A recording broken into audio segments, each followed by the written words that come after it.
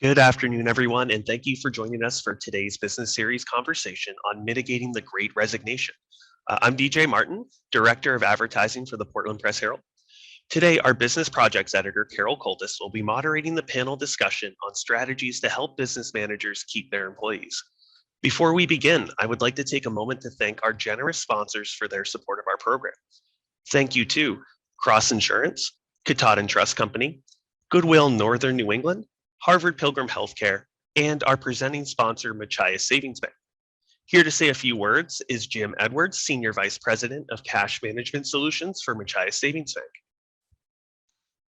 Thank you. Good afternoon, everyone. We are thrilled here at Machias Savings Bank to be today's presenting sponsor, and I'm pleased to welcome you to this business series about mitigating the Great Resignation. Machias Savings Bank is the fifth largest bank in Maine, a community bank made up of Mainers, just like many of you on the call today. We believe that when one of us succeeds, we all do, which is why we're committed to helping find our customers their yes. Companies like Luke's Lobster, Lone Pine, Brewing, Med Rhythms, and Mainly Tubs have all found their yes with Machias Savings Bank. I can also tell you that the conversation that we're about to have, we're having every day with prospects and new businesses. We talk about employee turnover, resignation of key employees, and what we can do to mitigate that. That's why we're so pleased to be today's presenting sponsor, and we thank you and hope you enjoy this conversation. Thank you, Jim. With that, we'll turn it over to Carol and her panelists. We hope you enjoy. Thank you, DJ. Thank you, Jim. Welcome, everyone. We're delighted you can join us this afternoon. We feel like this topic is really timely. In the end of December, the Federal Department of Labor published a report that said 4.3 million people quit their jobs every month from April through December of 2021. That is the highest number since the federal DOL began keeping track. And that kind of turnover has profound effect on employers. It's particularly difficult given that most employers in Maine are still grappling with challenges from the pandemic. First, we had to learn how to have our employees operate from a remote setting. And then many folks have been trying to puzzle out how to do remote and hybrid together. Some folks have begun returning to the office. I don't know if you can see far into the background, but here in the newsroom, we have a critical mass of people who are working in the newsroom, and that's the first time that's happened in a couple of years. So we still have pandemic-related challenges in front of us, and now on top of this, we have unprecedented amount of churn in the workforce. So it's a big issue, and I'm delighted that we have two really insightful people here with us today to talk about that. We're going to start by just sort of identifying some trends that folks are seeing, and then talk about strategies for, or not strategies, but tactics for trying to figure out, is your organization vulnerable to the Great Resignation? And then we'll talk about some strategies for mitigating it.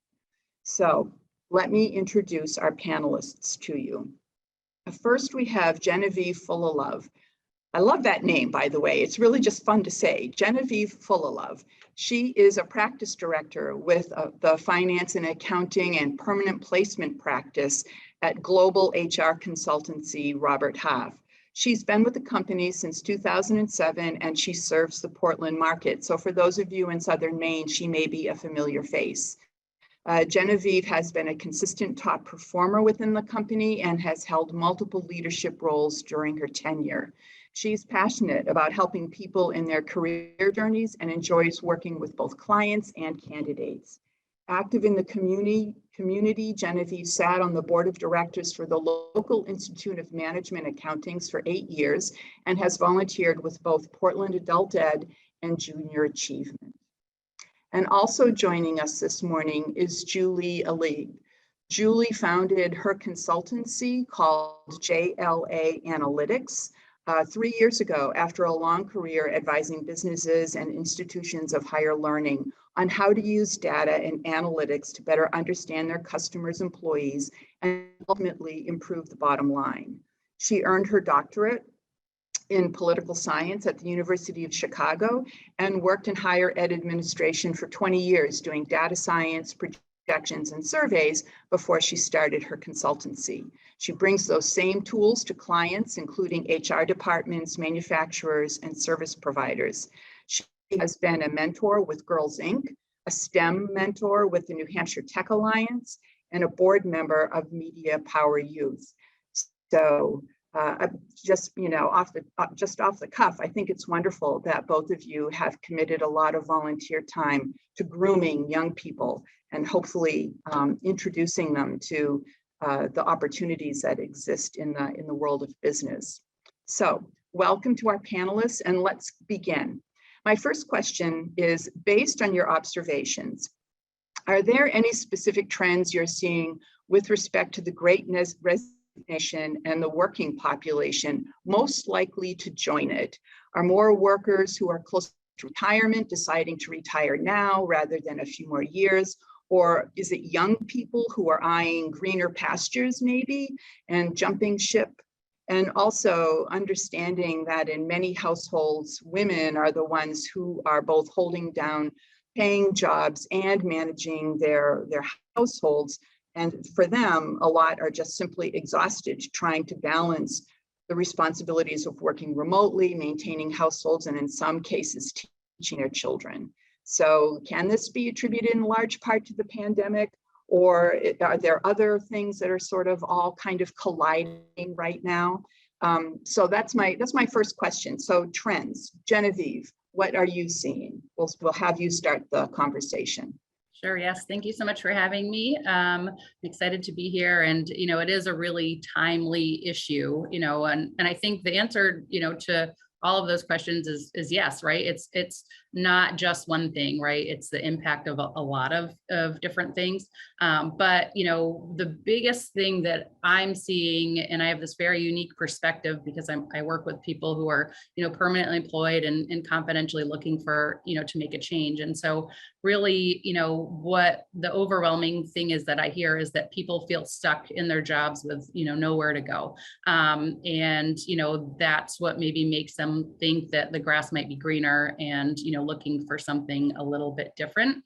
I think, 2 years ago at the height of the pandemic, there were a lot of folks that had said, this is the year I'm going to retire, and then have been sticking around for a little bit longer because there's just so much uncertainty. So then that does kind of create this bottleneck of people who were thinking I'm going to be promoted, or, companies looking at succession planning when those individuals aren't necessarily leaving, or there's not as much movement at the top. Then there's not a lot of room to go. And then you couple that with, people are leaving jobs at record numbers. So then there's a lot more job openings. So then that leads to people having more on their plate. And, that gets frustrating, from that standpoint. So a lot of the times we're talking to people about, what is it that you're looking for? And that can be any number of different things. It's very, a job search is very emotional, and, very, what each person is looking for is very different. So that's why I think we'll talk a lot today about, retaining staff and how do you do that? And I think that it needs to be at a very individual level, really understanding what each person within your department, your team, your company, is looking for, and then seeing how we can, try to accommodate that to sort of help retain staff. Because once we get into this cycle of people leaving, it's just really hard to stop that. And then, people will leave, and then, they say, okay, well, what's happening now? Maybe I should look too. And I think, that's the number one thing is, if we can focus on retaining our current staff, and that may look different to a lot of different people, but, that is really what could help have people stop looking for something different. Okay.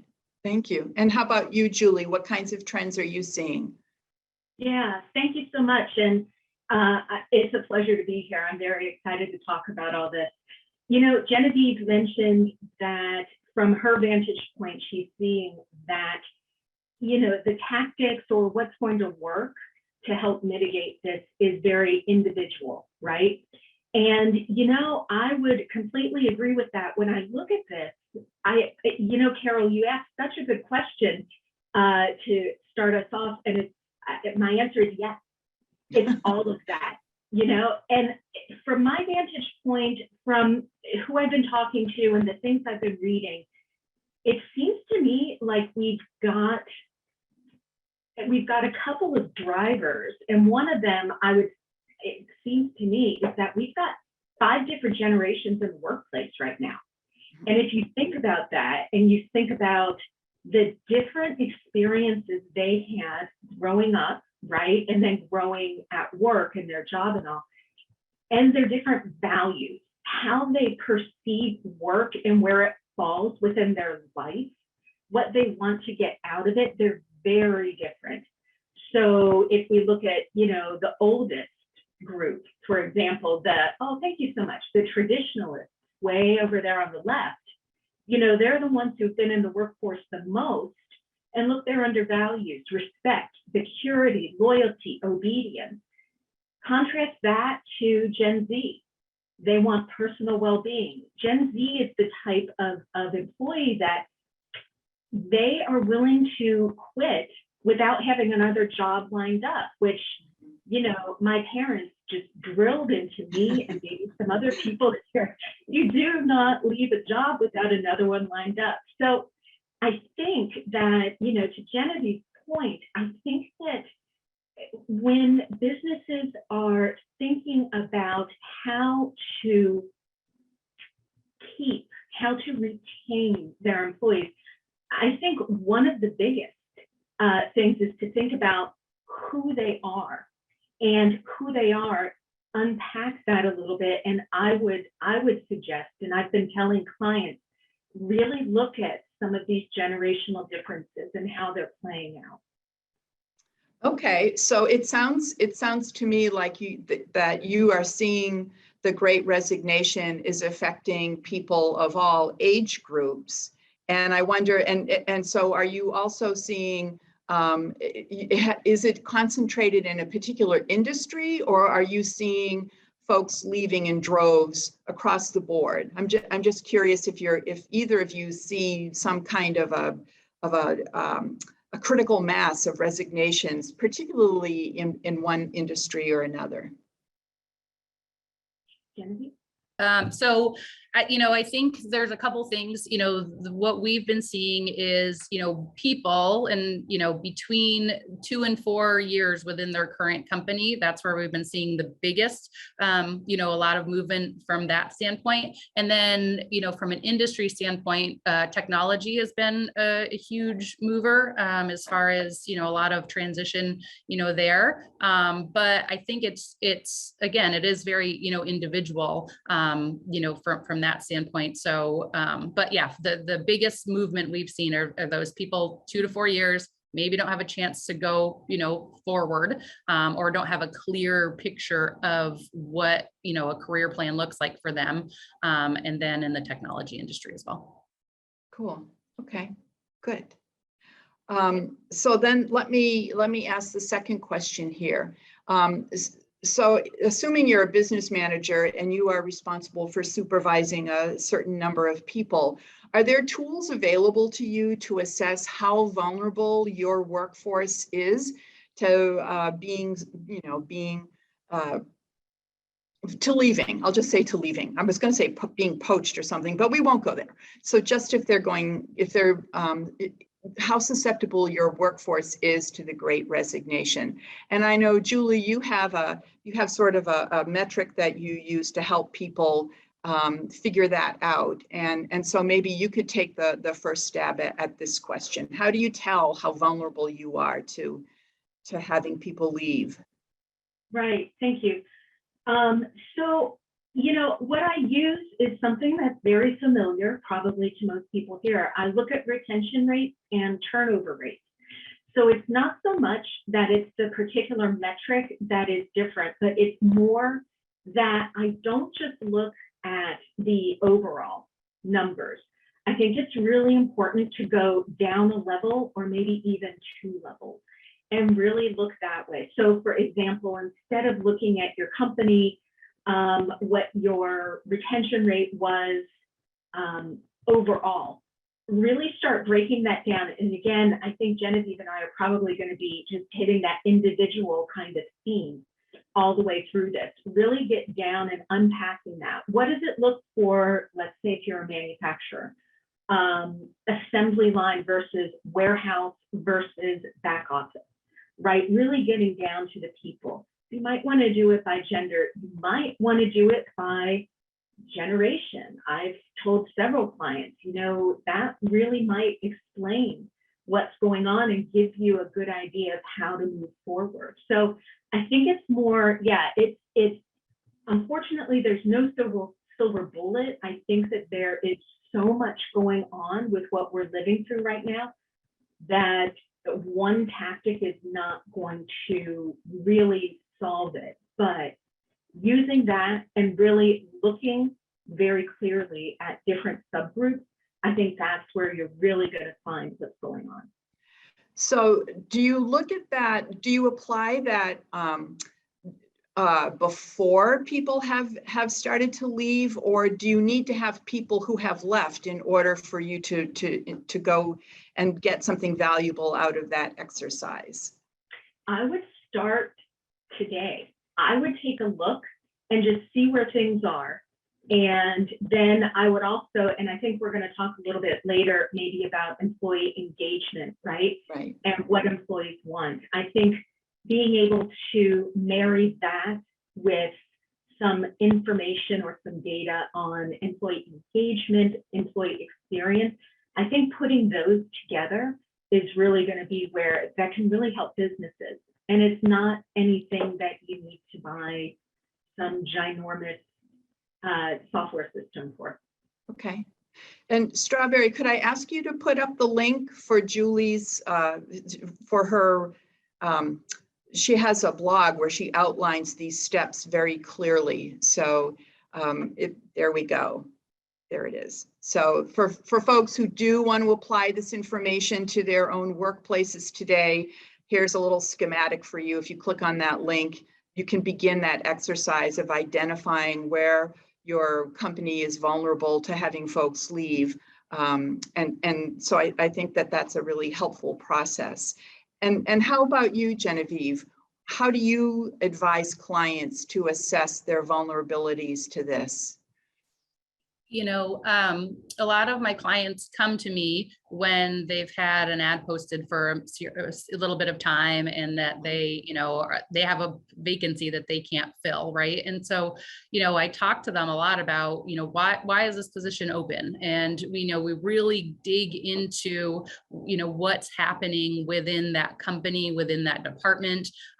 We talk a lot about, what's going on and setting an expectation of what people, are looking for. And so, I definitely would say that, if you haven't been talking to your team or your staff individually, that it's too late, right? There are a lot of people that are going through, emotional things just, from the pandemic, right? But, everything is stressful right now with still, we're in springtime, so there's colds, I have one, there's, things for outside, there's people taking care of aging parents, inflation, there's a lot of things that are weighing on people's minds. And, if there are people that feel like they're not being heard at work, then they're not going to come to you and say, here's a problem. They're just going to leave. So, when I talk to my clients, I talk to them about, what is your, performance review? What is your, role? How often are you talking to your employees? And I'm not saying you have to talk to people every day, right? But, you should know what's going on in their life, and you should know what's happening and the things that are stressing them out. Because I think that if people feel that they're supported at work, and if they feel like they're valued, then, it's going to be harder for them to, look at something different, even if it's a little bit more money. I think every company has, re-looked at their compensation package. I think everyone's looked at their benefits package. I think we'll talk a little bit more about some of those things. But at the end of the day, if someone's not feeling like they matter, then, it's going to be very easy for them to just take another job and not look back. Yeah.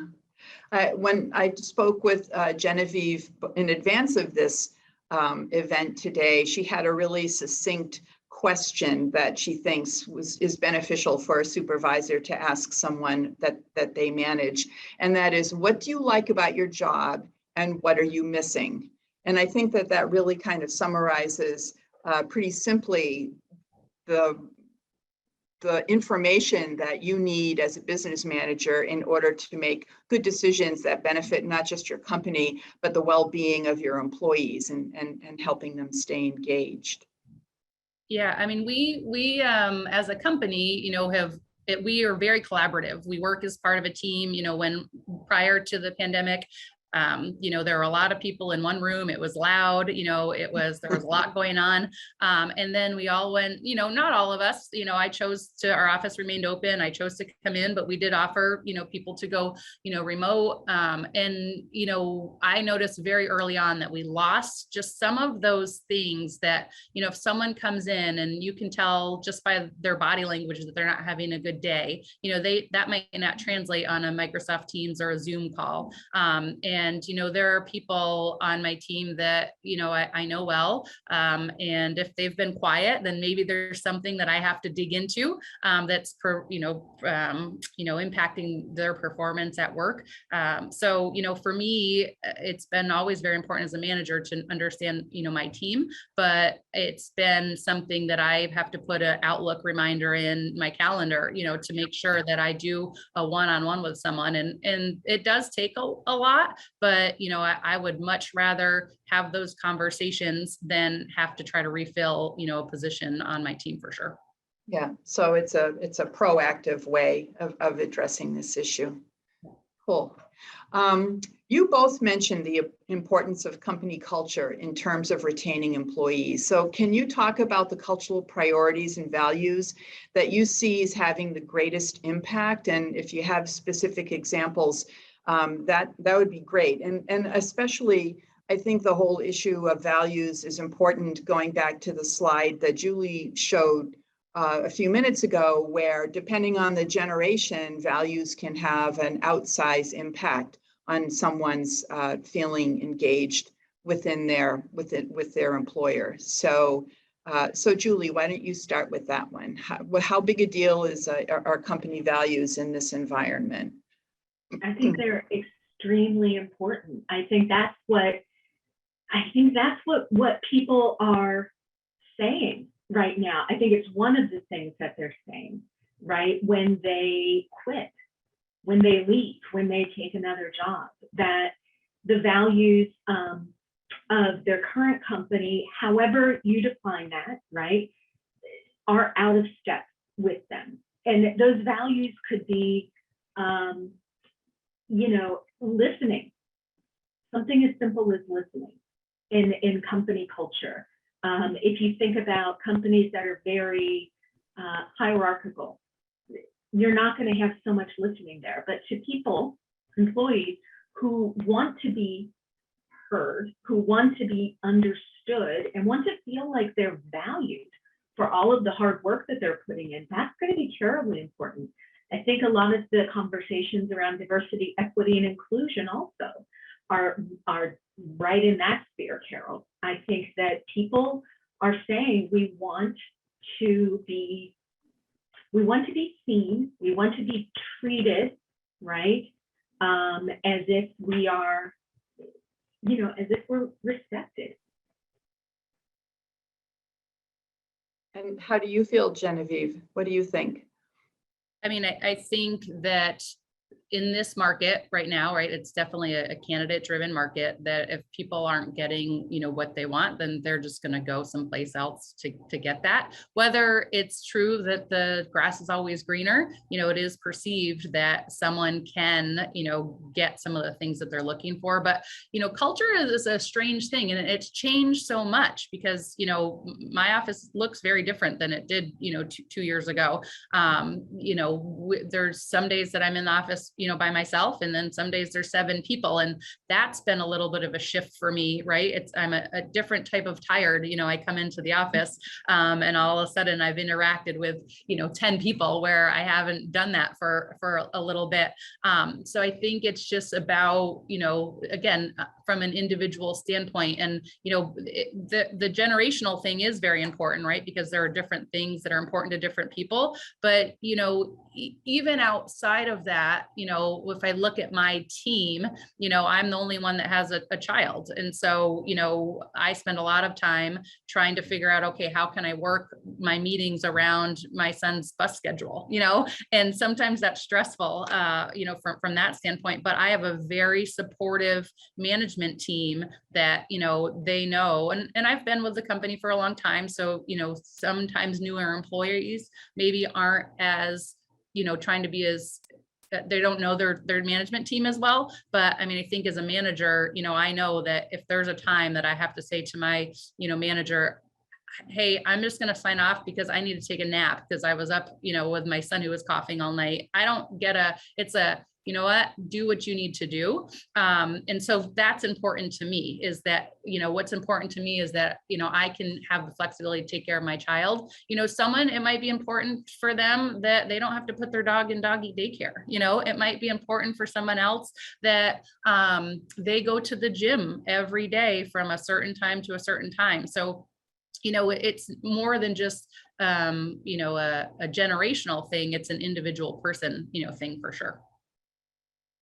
And a question to the both of you. Do you think that people nowadays, when they talk about, when someone has a new job and they're excited about it, 15 or 20 years ago, it was all about the salary and it was all about the benefits. But do you see company culture as being one of the things most prized when, particularly younger people, when they start a new job?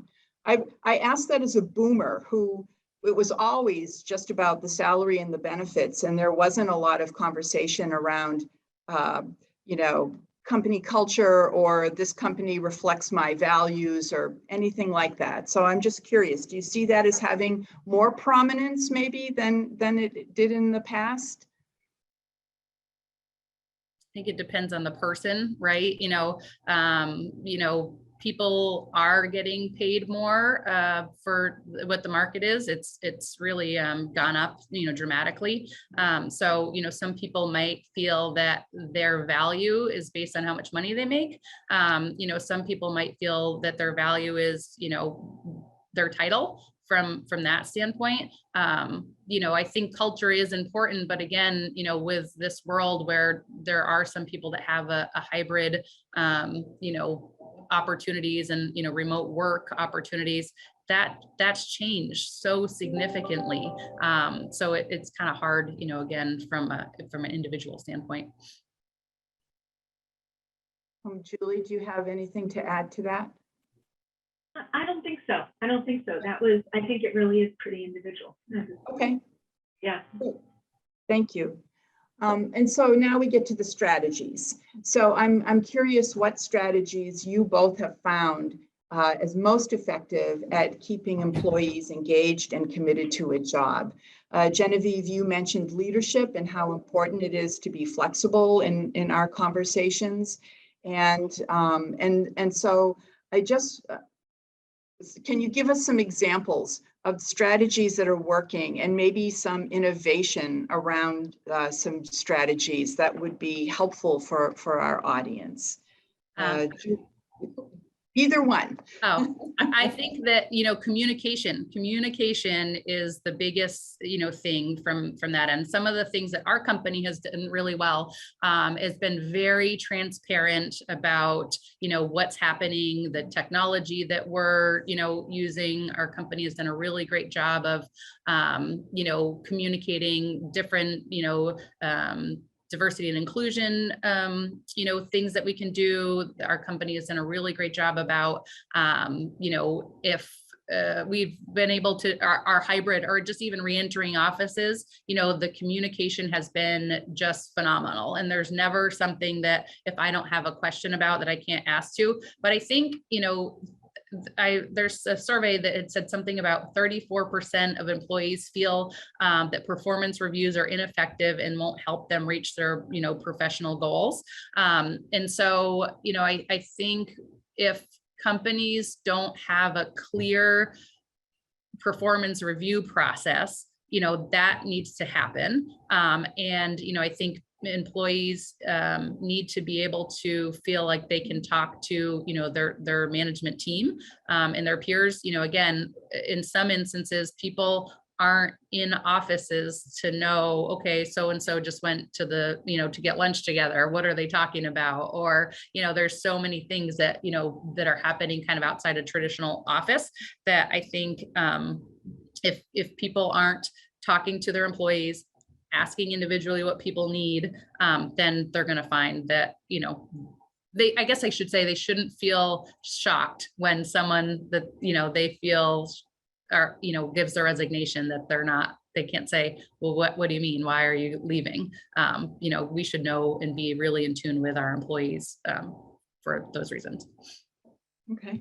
So communication. And what do you see, Julie?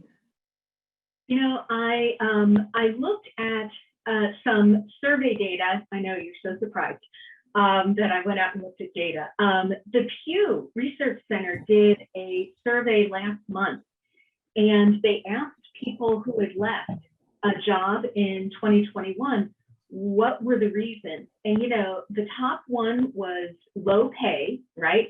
But look at the second one there, no opportunities for advancement. I mean, that's tied for low pay. And then right behind it, feeling disrespected at work. So those three, when I think about those, I think about, again, employees wanting to be heard, wanting to be valued. That builds right off of what Genevieve just said about communicating, right? If the employer is going to have performance reviews, for example, make sure that they're adding something, right? Make sure that they're helping to steer employees in the direction for advancement or something. I mean, the second grouping there, childcare, flexibility, and benefits. I don't think that really, I don't find it terribly surprising. And again, it's not anything kind of whiz bang or anything. It's the solid, treat people well, try to give them opportunities for advancement, for learning, for training, and listen, talk, listen. I think all of that is good advice, and I think that slide you just showed is so revealing for anyone who is in business nowadays and is trying to manage a workforce. I wonder, so there's been some buzz around things like offering stay bonuses. So have you heard whether those are effective at all? Not that, every employer is in a position to offer a stay bonus to an employee, but I'm just curious, have you heard whether these are effective? I think that, no, I haven't heard of any, big study or any big trends about that. I will say that if someone is not happy for whatever reason, they're not engaged, right? If you give them a stay bonus, my guess is you're just, and you're not addressing the actual root cause, you're just, putting off, you're kicking the can down the road. You're delaying the inevitable. Right, okay. And is that your sense, Genevieve? Stay bonuses? Well, I mean, I think you have to look at it a couple different ways. There are some industries, where, say public accounting, they have busy season for audit. So, sometimes bonuses get paid out after, that amount of time. There were a couple of questions in the chat, just about, do you feel like you should get someone to stay after they announce they're leaving, or, is it too late, once they're starting to look for work? Typically what we find is pretty close to 60% of people, if they have taken a counteroffer from their current company, within 6 months, they're typically looking to make a change again. So I think it kind of goes into the why they want to leave. And, a lot of companies do have sort of, they say exit interviews or, polls that they, kind of look from that end. But, it's been my, my experience that people don't answer those pretty, very, very truthfully, right? Because you've already left a company, what is it going to matter? So, we have been seeing a lot of people get counter offers, and I would say probably only 20% of people, that get a counter offer, do take it. And I would say that those individuals are probably individuals that weren't really serious about making a move. They just wanted to sort of see what's out there, to see what their company could do to give them more money, right? Because, I don't think I would go work for another company, if I didn't think that there was more opportunity, or, if my company would just match something, I would probably stay. I'm not sure. But I'm not looking for work. I've been here for 15 years. So it's a different experience from that standpoint. Well, let me ask about, so given that, Maine has the oldest median age in the entire country. And so I think you could extrapolate and think that for many Maine businesses, there are more older workers than there are younger workers. And I wonder about the effectiveness of phased retirements, because I know that that's another tactic, excuse me, that some businesses are considering as a way to create the advancement that was the number 2 thing on the Pew study, that people need to see an opportunity for advancement. So if you have a senior person who is near retirement age or contemplating retirement age, and if you arrange a phased retirement, does that create opportunity for people who are within the company and see a longer career? Does that create advantages for the clientele? Or I'm just really curious. What's your take on phased retirements? I think it's really going to depend, Carol, on the company and on the person and what exactly phased means. I think the devil's in the details on that. I think that's a really interesting way of thinking about it. I think it's a good tool to have in the toolbox for the businesses that are in that position. Mm-hmm. I think succession planning is super important, right? To figure out, okay, where are we? What do we have that can, who do we have in our team that we can kind of call up to the play box if something happens? I think advancement means a lot of different things to different people. And so, what we've been talking to some clients about, as far as if you can't promote someone, right? In Maine, we have a lot of these small and medium-sized companies, and right. People usually wear a lot of hats. The traditional accounting teams are significantly smaller in Maine than they are, say, in Boston, from a headcount perspective. The good news there is that people get more experience. They have a broader scope of tasks they're responsible for. They, so that's helpful. But I feel like in instances where you maybe can't promote someone to that next title, are there times where you can maybe help someone if there's an implementation or if there's a special project? Could they be the lead on that?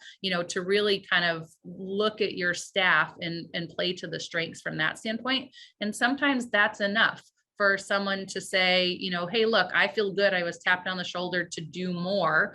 And I did a great job, you know, from that standpoint. And so from a professional standpoint, that's a development thing that you can give to your employees, whereas, you know, the next title might not be available to them.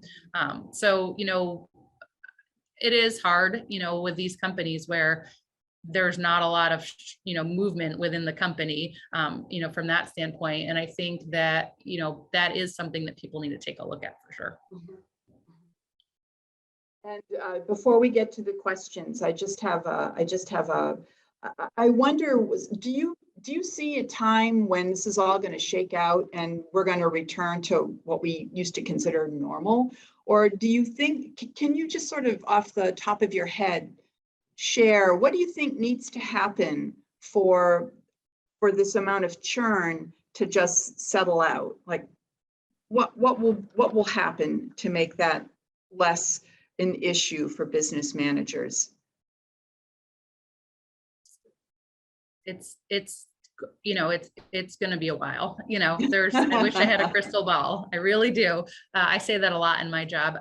But yeah, I mean, I don't think, you know, I know that 4 in 10 workers. So in December of 2021, 4 in 10 workers said they plan to look for a new job in the first half of 2022, you know, and here we are just, you know, wrapping up the first quarter, and we're seeing, you know, more vacancies in positions than we saw even this time last year. And, you know, I don't think that's going to change, you know, in the near future. My guess is we're still seeing some of these challenges, you know, this time next year.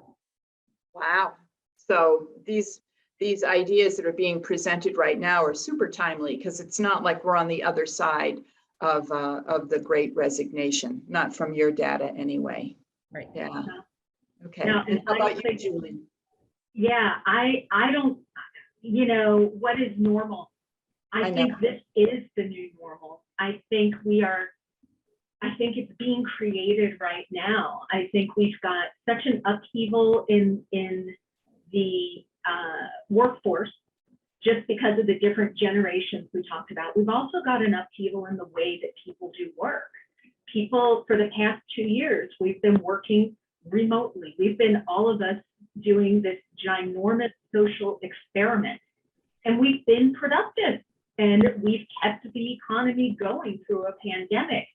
And I think about, you know, I think about raising my children when I would give a little bit and then try and take it back. Never worked. You know, it's kind of the same. People have been really putting their best forward and have gotten, or, you know, in different ways, this kind of flexibility, working remotely, working different hours for the past 2 years. I'm not sure that businesses are going to be able to take that back. And then, you know, why is that important? It's important because, again, people want to feel valued. They want to feel heard. And we've got generations coming into the workplace and starting to comprise more of the workforce that want that those are higher values, higher priority values than previous. So I'm just, if a manager's energy level is somewhat finite, would you advise them, if your data is showing, I think Genevieve, you mentioned that it's people who have been in a position for 2 to 4 years, those are the ones who are most likely to be looking for opportunities elsewhere. Would you recommend that a manager sort of prioritize the employees that are in that time frame, and if you're not already doing the cultural things and the employee engagement things that we've been talking about, at least reach out to those folks first and try to begin there? I think it's a good place to start. You know, the challenge is that just in general, people aren't staying in jobs as long as they used to. And there's a whole host of reasons to why that is, whether it be, people were laid off during the pandemic, or that, a company changed from that standpoint. But it's just in general, people don't stay in jobs an average of, 5 to 10 to whatever years anymore. So I think that's another challenge, when we're talking about the hiring process. If you're having to hire people, the mentality is usually, well, it's going to be really hard to train people if they just leave in 2 years. Well, that can happen to anyone, so I would say the 2 to 4 year, if that's where we know the data says that those are the people that are more likely to make a change, certainly start there. When you have new hires that have been, brought on in the first, 1 to 3 to 6 months, continuing to talk with them. What do they like about their, the job? Are they happy? Because I find that even, people that started jobs, this time last year, if they were to start remote and now they're going back into an office, those are people who, might be apt to look at another job, so again, it's really just looking at everyone from the top of your organization to the newest hires, really kind of doing a temperature check, how are you doing? If you liked, what do you like? What don't you like? What do you miss? Again, my team, I have someone that lives in a 45-minute commute, and, he likes to come into the office a couple days a week because he likes that interaction, but gas prices are getting high again. And, thankfully for our company, we have an office that's a little bit closer, to him. So we made it so that he can go into that space. And then I have another person who, if they never were to come into an office again, that would be the best thing in the world. That person likes to work remote. They're successful there,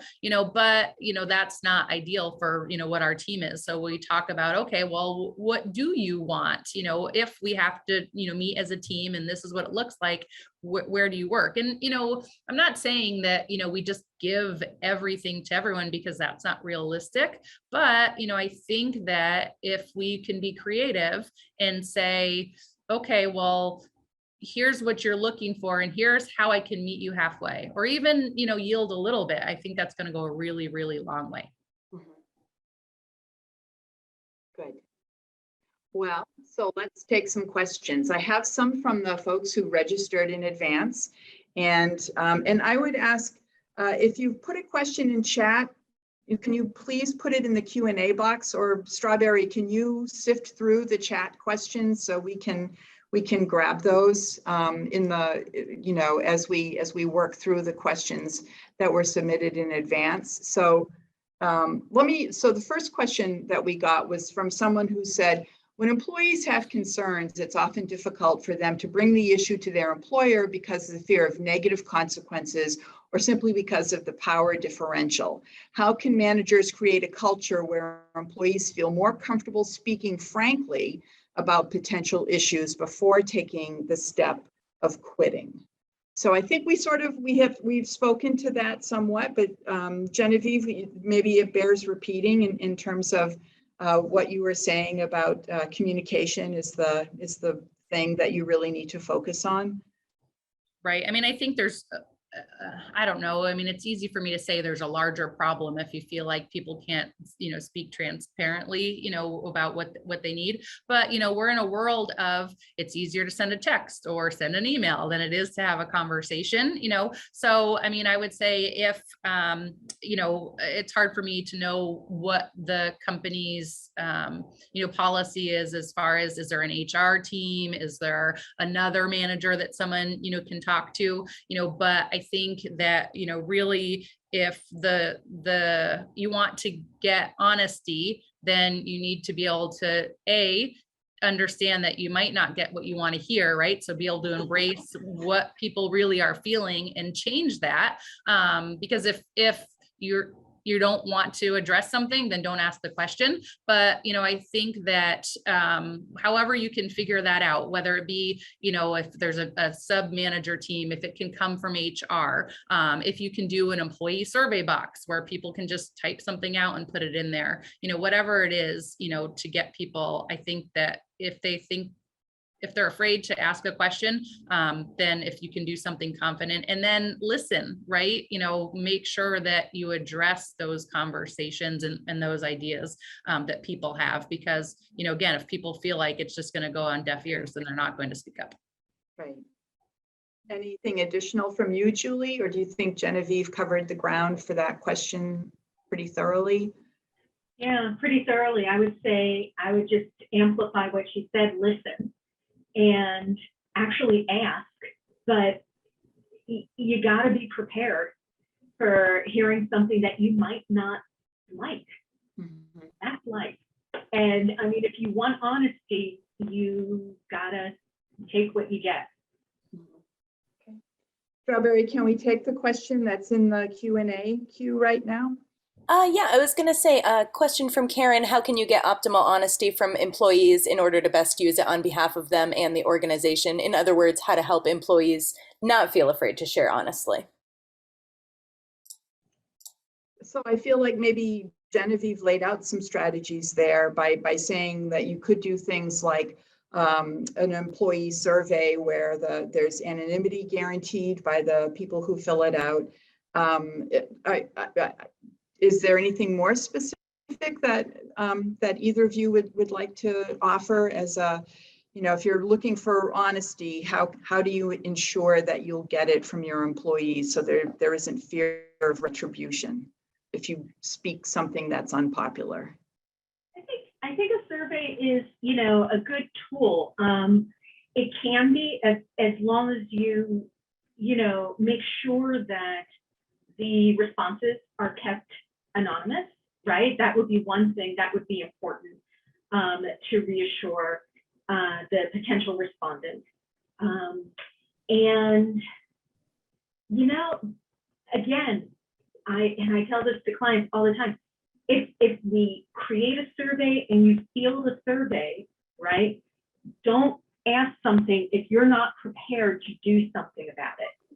So, because if you're trying to take the temperature, trying to, get a read on the pulse of your employees, there's nothing that'll tank that faster than asking about something and then nothing happening.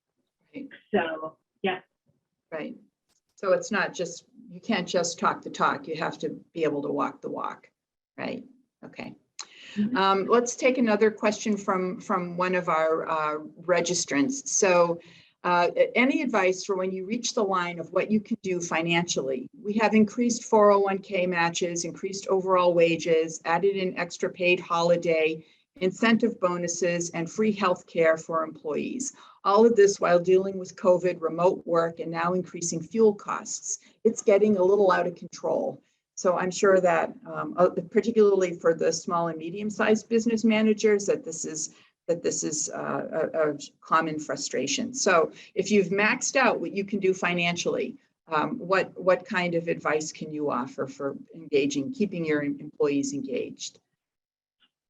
I mean, I would say look at what the Pew study said. It is, money is important. Pay certainly is important, but look at everything else on there. There's a lot more to a job. I think we all recognize this. There's a lot more to a job than just pay. And I think that this participant's email is the perfect illustration of it. It sounds like they are being as generous as they can financially, and they're still not getting that traction that they need. I would start looking at what else. And honestly, Carol, what I would do is I would talk to them. I would talk to employees and see what's going on. Good. Anything to add there, Genevieve? Absolutely. I mean, I come across this every single day that I'm working, with a candidate who needs X to, take a job, and their internal equity issues are just huge, and again, companies have had to do a lot. And so I think that's the challenge. We're no longer in this world of, even from an interview, right? It used to be that the candidate had to sell, themselves and needed to do all of the things. And the clients were, oh, you should be thankful to work for this company, and that has just shifted so much. Now I'm talking to my clients about make sure you sell yourself and this job to the candidate, so I understand that companies have done, so much, and, there gets to a point where you can't do, anymore. And, again, with internal equity, but, I think it just comes down to each individual person as to what's important. I'm working with an individual who is working 60, 70 hours a week, and, just misses the family. There's a lot going on, and so wants to make a change so that, they're willing to maybe take a little bit, less money for a better, work-life balance. And so, again, I think that it's great that a company is trying to even out the marketplace, because that is super important. But you can't necessarily, I mean, that would have needed to happen, I think, anyway, to be competitive. So, I think you need to figure out what's important to individuals, because maybe someone doesn't need an increase in their 401k, but they need to leave work at 4 o'clock to, do something different. I've heard of some companies, saying, okay, well, maybe we don't need to do a traditional 5-day work week. Maybe we can do 40 hours in 4 days. Some companies have been talking about windowed work. So if somebody really is a morning person and wants to get up at 6:30, and being flexible, from that standpoint. So I think it's just about knowing the audience, what's important to that individual person, and almost, as much as, right, it's not fair to say, oh, well, that person gets to do this and this person gets to do that, that, right? That gets really hard to manage, but it almost has to be treated as on an individual level, to make people feel that their employer's working, with them. So it doesn't have to be everything or nothing, but just really find out what's very important to each individual person. Cool, thank you. Strawberry, is there a question from the chat that we can put forward? I have other questions from the registrants, but I didn't know if there were any live ones that we should consider. We don't have any outstanding ones right now. Okay, good. Then I'll grab another one from and this will, I think, be our last question. Excuse me. And I'm wondering, how has the Great Resignation affected young people who are seeking summer jobs? Has this created more opportunities for people for temporary employment?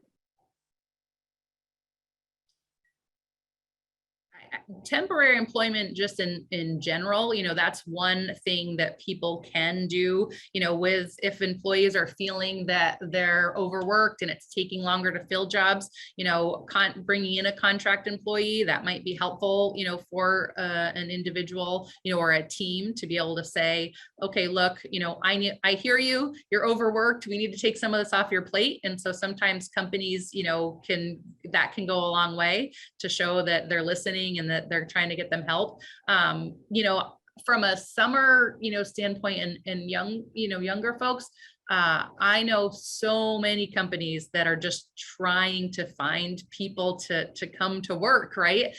So I don't know that that's in, like, the actual, Great Resignation or Great Reshuffle, whatever you want to call it, is impacting, summer work. I think that, as a we've pivoted a little bit, so I think people just need to go and find, who's hiring, and, I'm sure that they will get a job this summer for sure. Everyone's hiring. Yeah. Yep. Everyone's hiring. Yep. Julie, do you have anything to add to that? From family experience, I'm living it. In my children are both older teenagers, and they're both working, and they had absolutely no problem finding jobs that they could work on the weekends, work around their schoolwork and everything. And they're getting signing bonuses if they're able to convince friends of theirs to come also. So I think that, yeah, there shouldn't be any problem. Yeah, it's hard to talk about this issue without like that umbrella issue of the whole labor crunch that's happening and has been happening for several years now. But pre-pandemic, the unemployment rate in the Portland area was below 2%. So this has been an enduring problem. You see, we're hiring signs absolutely everywhere. Yeah. But specific to the Great Resignation, I wanted to thank our panelists today. I think you put forth a lot of interesting information and piqued, I'm sure, a lot of interest for business managers to consider how they might get their arms around this issue. It is important, and as I think we mentioned, it's not going to be resolved in the next month or 6 months or who knows how long. So you know, being informed, being forewarned is being forearmed, and so good for folks who have joined us. So on that note, thank you very much to the audience. Thank you to our sponsors, especially thank you to the panelists. And I would like to invite all of the audience members to consider next Thursday joining us for a Policy Matters discussion that's focused on affordable housing. And I have been hearing from a lot of people that, you know, yay, you find someone to fill a vacancy and then they cannot find any place to live. And it's because we are in the midst of an affordable housing crisis right now. And that's what we're going to be examining next Thursday from 6:30 to 8. And the link just flashed on our screen there. So if you're interested in that, please join us. And until then, everybody stay healthy and stay well. And thank you again.